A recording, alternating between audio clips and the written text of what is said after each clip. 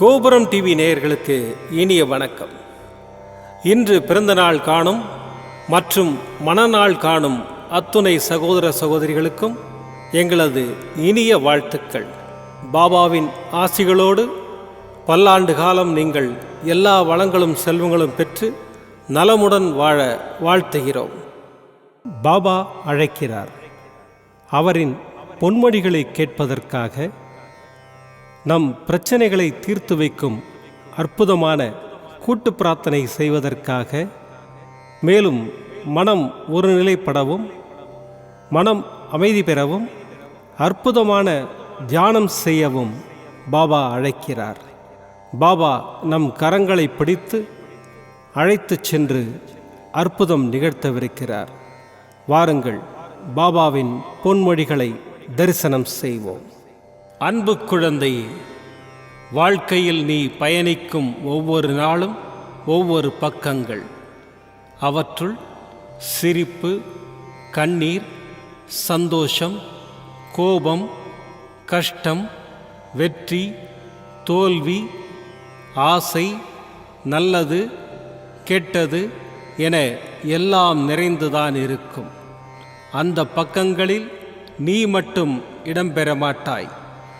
எல்லா உறவுகளும் கதாபாத்திரங்களும் அதில் இடம்பெறும்.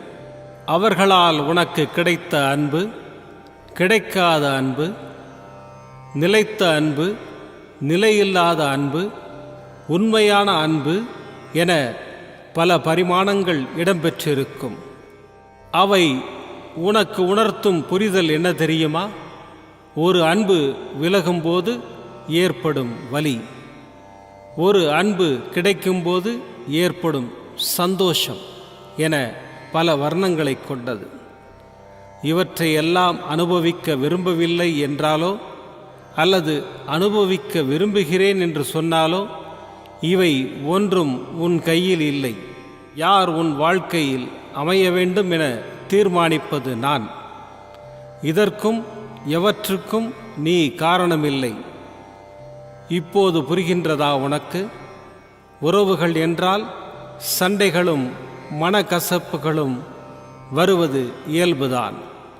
ஆனால் அதற்காக என் வாழ்க்கையை நான் தனியாக வாழப்போகிறேன் என்று சொல்வது அர்த்தமற்றது. முதலில் கூறியபடி உன் வாழ்க்கையில் என்ன நடந்தாலும் அதற்கு என் சம்மதம் வேண்டும்.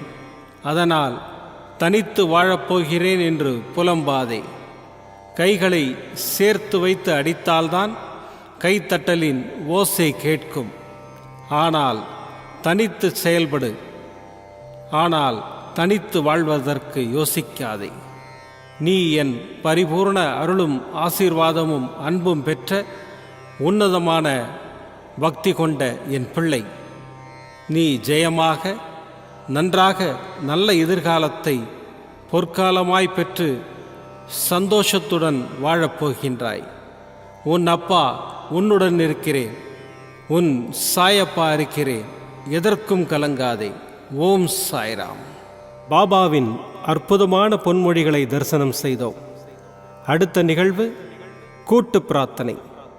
நம் மனநலன் சார்ந்த பிரச்சனைகளுக்காகவும், உடல் நலன் சார்ந்த பிரச்சனைகளுக்காகவும் மற்றும் நம் அனைத்து விதமான பிரச்சனைகளுக்காகவும் சாய்நாதரிடம் கூட்டு பிரார்த்தனை செய்வோம். வாருங்கள், இந்த அற்புதமான கூட்டு பிரார்த்தனையை செய்வோம். பிரார்த்தனாஷ்டகம். 8 பிரார்த்தனைகள். சாந்தமான மனம் கொண்ட சாயிநாதரே, அறிவின் சிகரமே, அன்புள்ளம் கொண்டவரே, கருணை கடலே, உண்மையின் இருப்பிடமே, மாயை என்னும் இருளை அகற்றுபவரே, ஜாதி மத பேதங்களுக்கு அப்பாற்பட்டவரே, எங்களின் புரிந்து கொள்ளும் திறமைக்கு அப்பாற்பட்டவரே, அன்பின் இருப்பிடமே, ஷீரடி வாழ் இறைவனே, என்னை காப்பாற்றும், என்னை காப்பாற்றும். ஞான சூரியனே, ஞானத்தை வழங்குபவரே, பக்தர்களின் மனங்களில் உலவிடும் பரமஹம்சரே, அனைத்து நன்மைகளுக்கும் காரணமானவரே, தங்களை சரணடைந்தவரை காப்பவரே, படைக்கும் தொழில் புரியும் பிரம்மாவும் காக்கும் கடவுளான விஷ்ணுவும் நீங்களே. 3 உலகங்களையும் யுகங்கள் முடிவில் தன்னுள் ஐக்கியமாக்கிக் கொள்ளும் ருத்திரனும் தாங்களே. நீங்கள் இல்லாத இடம் இந்த பூமியில் ஏது? எல்லாம் அறிந்த இறைவன் நீங்கள். எங்கள் எல்லோரின் இதயங்களிலும் வசிப்பவரும் நீங்களே. எனது எல்லா குற்றங்களையும் மன்னிக்க வேண்டும் என்று வேண்டி கேட்டுக்கொள்கின்றேன். அலை அலையாய் தொடர்ந்து வரும் சந்தேகங்களையும் மனமயக்கங்களையும் போக்குவீராக.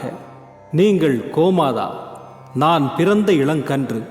நீங்கள் சந்திரன், நான் சந்திரகாந்த கல். தங்கள் பாதங்கள் கங்கை நதி. பணிவுடன் இந்த தாசன் உங்கள் பாதங்களில் தலை வணங்குகிறேன். உங்கள் கைகளை என் தலைமீது வைத்து ஆசை கூறுங்கள். என் கவலைகளும் துன்பங்களும் பறந்தோடட்டும். இந்த கணு தங்களின் தாசன். இந்த 8 துதிகளையும் கூறி நான் உங்களை சாஷ்டாங்கமாக நமஸ்கரிக்கின்றேன். எனது பாவங்கள், துன்பங்கள் மற்றும் ஏழ்மை நிலை இவை யாவும் உடனடியாக விலகி ஓடட்டும். ஓம் சாய்ராம், ஓம் சாய்ராம், ஓம் சாய்ராம். அற்புதமாக கூட்டு பிரார்த்தனை செய்தோம். பாபா நம்முடைய கோரிக்கையை ஏற்று நிச்சயமாக நமக்கு அற்புதங்களை செய்வார் என்பது சத்தியம். இனி கண்களை மூடி பாபாவை மனதில் நிறுத்தி பாபாவின் அற்புதமான சக்தி வாய்ந்த மந்திரத்தை அனுபவிப்போம். ஓம் ஷிரடி வாசாய வித்மஹே சச்சிதானந்தாய தீமஹி தன்னோ சாயி பிரச்சோதயாத். ஓம் ஷிரடி வாசாய வித்மஹே சச்சிதானந்தாய தீமஹி தன்னோ சாயி பிரச்சோதயாத். ஓம் ஷிரடி வாசாய வித்மஹே சச்சிதானந்தாய தீமஹி தன்னோ சாயி பிரச்சோதயாத். ஓம் ஷிரடி வாசாய வித்மஹே சச்சிதானந்தாய தீமஹி தன்னோ சாயி பிரச்சோதயாத். ஓம் ஷிரடி வாசாய வித்மஹே சச்சிதானந்தாய தீமஹி தன்னோ சாயி பிரச்சோதயாத். ஓம் ஷிரடி வாசாய வித்மஹே சச்சிதானந்தாய தீமஹி தன்னோ சாயி பிரச்சோதயாத். ஓம் ஷிரடி வாசாய வித்மஹே சச்சிதானந்தாய தீமஹி தன்னோ சாயி பிரச்சோதயாத். ஓம் ஷிரடி வாசாய வித்மஹே சச்சிதானந்தாய தீமஹி தன்னோ சாயி பிரச்சோதயாத். ஓம் ஷிரடி வாசாய வித்மஹே சச்சிதானந்தாய தீமஹி தன்னோ சாயி பிரச்சோதயாத். ஓம் ஷிரடி வாசாய வித்மஹே சச்சிதானந்தாய தீமஹி தன்னோ சாயி பிரச்சோதயாத். ஓம் ஷிரடி வாசாய வித்மஹே சச்சிதானந்தாய தீமஹி तन्नो साई प्रचोदयात्। ॐ शिरडीवासाय विद्महे सच्चिदानन्दाय धीमहि तन्नो साई प्रचोदयात्। ॐ शिरडीवासाय विद्महे सच्चिदानन्दाय धीमहि तन्नो साई प्रचोदयात्। ॐ शिरडीवासाय विद्महे सच्चिदानन्दाय धीमहि तन्नो साई प्रचोदयात्। ॐ शिरडीवासाय विद्महे सच्चिदानन्दाय धीमहि तन्नो साई प्रचोदयात्। ॐ शिरडीवासाय विद्महे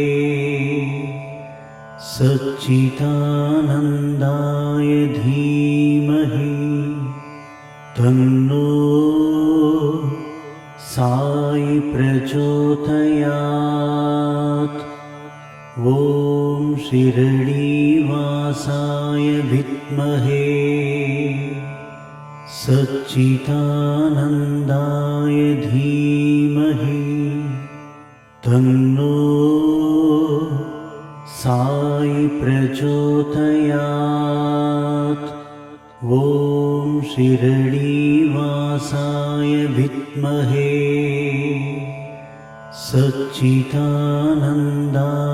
धीमहि तन्नो साई प्रचोदयात्। ॐ शिरडीवासाय विद्महे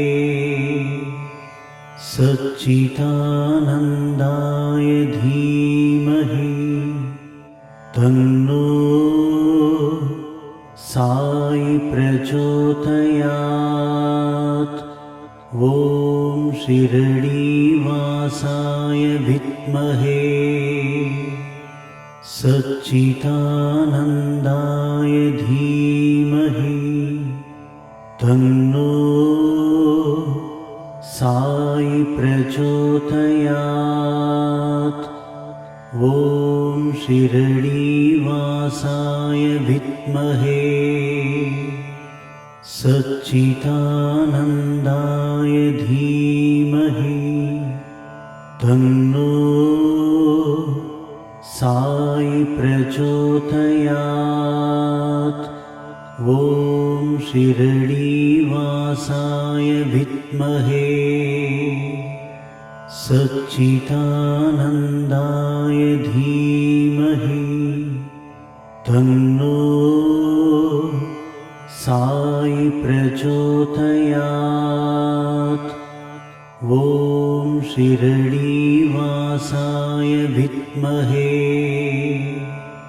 सच्चिदानन्दाय धीमहि तन्नो साई प्रचोदयात्। ॐ शिरडीवासाय विद्महे सच्चिदानन्दाय धीमहि तन्नो साई प्रचोदयात्। ॐ शिरडीवासाय विद्महे सच्चिदानन्दाय धीमहि तन्नो साई प्रचोदयात्। ॐ शिरडीवासाय विद्महे सच्चिदानन्दाय धीमहि तन्नो साई प्रचोदयात्। ॐ शिरडीवासाय विद्महे सच्चिदानन्दाय धीमहि तन्नो साई प्रचोदयात्। ॐ शिरडीवासाय विद्महे सच्चिदानन्दाय धीमहि तन्नो साई प्रचोदयात्। ॐ शिरडीवासाय विद्महे सच्चिदानन्दाय धीमहि तन्नो साई प्रचोदयात्। ॐ शिरडीवासाय विद्महे सच्चिदानन्दाय धीमहि तन्नो साई प्रचोदयात्। ॐ शिरडीवासाय विद्महे सच्चिदानन्दाय धीमहि तन्नो साई प्रचोदयात्। ॐ शिरडीवासाय विद्महे सच्चिदानन्दाय धीमहि तन्नो साई प्रचोदयात्। மீண்டும் நாளை காலை இந்த அற்புதமான பாபா அழைக்கிறார் நிகழ்ச்சியில் சந்திப்போம். நன்றி, வணக்கம். விதம் விதமான பக்தி நிகழ்ச்சிகளை உங்களுக்காக தந்து கொண்டிருக்கிறது உங்கள் கோபுரம் டிவி. உங்களுக்கு பிடித்த நிகழ்ச்சிகளை லைக் செய்யுங்கள், உங்களுக்கு பிடித்த மாணவர்களுக்கு ஷேர் செய்யுங்கள். மேலும் சப்ஸ்கிரைப் செய்வதோடு மட்டுமல்லாது அருகில் இருக்கும் பெல் பட்டனை கிளிக் செய்து கோபுரம் டிவி நிகழ்ச்சிகளை உடனுக்குடன் தெரிந்து கொள்ளுங்கள். மற்றும் ஒரு மகிழ்ச்சியான செய்தி, கோபுரம் டிவி ஆப்பை கூகுள் பிளே ஸ்டோரில் ஃப்ரீ டவுன்லோட் செய்து கோபுரம் டிவி நிகழ்ச்சிகளை தொடர்ந்து கண்டுகளியுங்கள், பாருங்கள், ரசியுங்கள், பரவசமடையுங்கள். gopuramtv.com பக்தி பக்திமயம்.